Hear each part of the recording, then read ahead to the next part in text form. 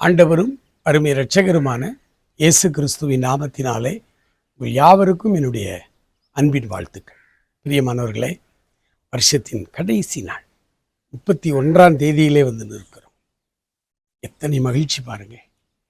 ஜனவரி 1ஆம் தேதி ஆண்டவருடைய சமூகத்திலே நம்முடைய வாழ்க்கையை ஆரம்பித்த நீங்களும் நானும் ஆண்டவர் மிகுந்த கிருபையினாலும் இரக்கங்களினாலும் 365 நாட்களுக்குள்ளாக கொண்டு வந்து நம்மை நடத்தி நம்மை ஆசீர்வதித்து இம்மட்டும் நம்மை நடத்தி வந்திருக்கிறார். அவருக்கு கோடான கோடி ஸ்தோத்திரம். கண்களை மூடி ஒரு நிமிடம் அனுதினமும் இயேசுவுக்கு என்ற நிகழ்ச்சிக்காக ஆண்டவரை ஸ்தோத்தரிப்போம். இந்த நிகழ்ச்சியின் மூலமாய் ஆண்டவர் நம்மோடு பேசுகிறதற்காய் நாம் ஸ்தோத்தரிப்போம். ஆண்டவர் நம்மை ஆற்றி தேற்றுகிறதற்காய் நம்மை ஸ்தோத்தரிப்போம். ஒரு நிமிடம் கண்களை மூடி ஹல்லேலூயா ஹல்லேலூயா ஹல்லேலூயா. Thank you Lord. நன்றி ஆண்டவரே, நன்றி ஆண்டவரே, நன்றி ஆண்டவரே. துதிப்பதே தகுதியும் இன்பமும் ஏற்றதுமாயிருக்கிறது என்று சொன்னீங்களே, நன்றியோடு ஸ்தோத்திரிக்கிறோம். வருடத்தின் இறுதி நாளிலே வந்து நிற்கிறோம். தொடர்ந்து எங்களை வழிநடத்த எங்களோடு பேசும் ஆண்டவரே, உமக்கு ஸ்தோத்திரம். இயேசுவின் நாமத்தில் ஜெபிக்கிறோம் பிதாவே, ஆமேன் ஆமேன். பிரியமானவர்களே, 1 நாளாகம புஸ்தகம் 16ஆம் அதிகாரம் 34வது வசனத்தை உங்களுக்காக நான் வாசிக்கிறேன். 1 நாளாகமும் 16:34. கர்த்தரை துதியுங்கள், அவர் நல்லவர், அவருடைய கிருபை என்றும் உள்ளது. ஆமென். அருமையானவர்களே, இந்த இறுதி நாளிலே நாம் செய்ய வேண்டிய ஒரு முக்கியமான காரியம், ஆண்டவரை துதியுங்கள், ஆண்டவரை துதியுங்கள். வருடம் முழுவதும் நம்மை நடத்தி வந்த ஆண்டவருக்கு இந்த நாள் முழுவதும் தேவ சமூகத்திலே அமர்ந்திருந்து கர்த்தரை துதியுங்கள். பிரியமானவர்களே, நேற்றிலிருந்து நான் தொடர்ந்து ஸ்தோத்திர கூட்டங்களுக்கு ஒவ்வொரு சபைக்காய் போய் கொண்டிருக்கிறேன். இன்றைக்கும் இந்த காலை ஜெபத்தை முடித்துவிட்டு நான் மறுபடியுமாய் ஒரு ஆண்டவருடைய பிள்ளைகள் கூடுகிற இடத்துல ஸ்தோத்திர கூட்டங்களுக்காக நான் புறப்படுகிறேன்.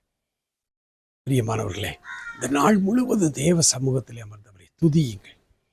வேதம் சொல்லுகிறது, சங்கீதம் 136:4 அவர் சொல்லுகிறார், ஒருவராய் பெரிய அதிசயங்களை செய்கிறவரை துதியுங்கள், அவர் கிருபை என்றும் உள்ளது. இந்த வருடம் முழுவதும் அவர் நம்முடைய வாழ்விலே செய்த அதிசயங்களை நினைவு கூர்ந்து அவரை துதியுங்கள். அதே 136ஆம் சங்கீதம் 16வது வசனத்திலே, தம்முடைய ஜனங்களை வனாந்திரத்திலே நடத்தினவரை துதியுங்கள், அவர் கிருபை என்றும் உள்ளது என்று இருக்கிறார். வருடம் முழுவதும் நம்மை நடத்தினாரே, அவருடைய கிருபை என்றும் உள்ளது, அதற்காக அவரை துதியுங்கள். மாத்திரமல்ல, 136ஆம் சங்கீதத்தில் 23வது வசனம், உள்ளங்களை தொட்ட வசனம், நம்முடைய தாழ்வில் நம்மை நினைத்தவரை துதியுங்கள், கிருபை என்றும் உள்ளது. வருடம் முழுவதும் நம்மை நடத்தினவரை துதியுங்கள், கிருபை என்றும் உள்ளது. வருடம் முழுவதும் ஒருவராய் பெரிய அதிசயங்களை செய்தவரை துதியுங்கள், அவர் கிருபை என்றும் உள்ளது. ஆண்டவர் இந்த வருஷம் முழுவதும் நடத்தி வந்ததற்காக நம்ம ஸ்தோத்திரிப்போம். அதே போல இந்த வருஷத்துல சத்துருக்களின் கைகளிலிருந்து நம்மை விடுதலை பண்ணினவரை துதியுங்கள். இந்த வருஷம் முழுவதும் ஆண்டவரே, என்னென்ன பாவத்திலிருந்து என்னை விடுதலை செய்தீர் என்று யோசித்து பாருங்கள். நம்முடைய கோபம் குறைந்திருக்கிறது அல்லவா? நம்முடைய முற்கோபம் குறைந்திருக்கிறது அல்லவா? மன்னிக்கும் தன்மை இந்த வருஷத்தில் நமக்கு அதிகரித்திருக்கிறது அல்லவா? கர்த்தரை துதியுங்கள். கர்த்தர் இந்த வருஷம் முழுவதும் நம்ம அதைத்தான் தியானித்தோம். நம்முடைய குணங்களிலே மாற்றங்கள் உண்டாயிருக்கிறது. ஆண்டவரை துதியுங்கள். மாத்திரமல்ல, ஆண்டவரை சேவியுங்கள், ஆண்டவருக்கு வேலை செய்யுங்கள், ஆண்டவரை தொழுது கொள்ளுங்கள்.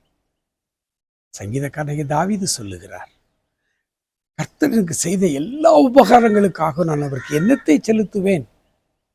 ரட்சிப்பின் பாத்திரத்தை எடுத்துக்கொண்டு கர்த்தருடைய நாமத்தை தொழுது கொள்வேன்.